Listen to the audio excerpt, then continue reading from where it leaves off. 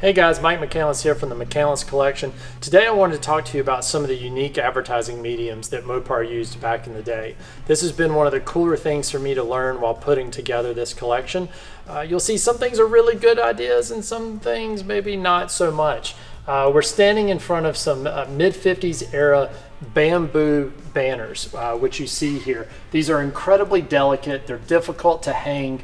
I'll be honest, I love them and I hate them at exactly the same time. They're extremely fragile. I love them once I actually have them here. They're very difficult to find in good shape. In total, across all parts of the museum, I have probably a dozen of these. And so you can see the different ones dealing with 57, 58. I believe in 61 was actually the last year that they used the bamboo.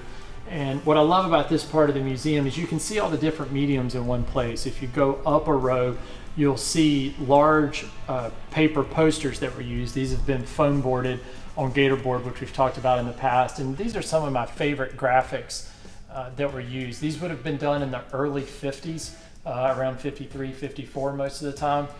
One way you can always tell that is if you see any of the advertisements with people with cowboy hats, that's definitely a pre-1955 thing. But you have a lot of animals that were used during the time, which I think is always really cool. And if you continue to go up, you'll see these two Plymouth pieces that say 1960 New Plymouth and 55 Plymouth. And they're on a ribbed cardboard that's really unique. Now those have both been framed in, and typically they made those pieces up to 20 to 24 feet as like a large long roll that existed. And above that, you'll see what amounts to a new old stock. Suddenly it's 1960 Plymouth banner. That banner is actually from 1957. They were trying to tell you that you were looking into the future and you were going to be able to see, 1960, but it actually being in 1957. And then up above that is one of the larger banners that you'll see from time to time, which would be earlier than this era. You're probably looking in the 40s, early 40s probably at that point.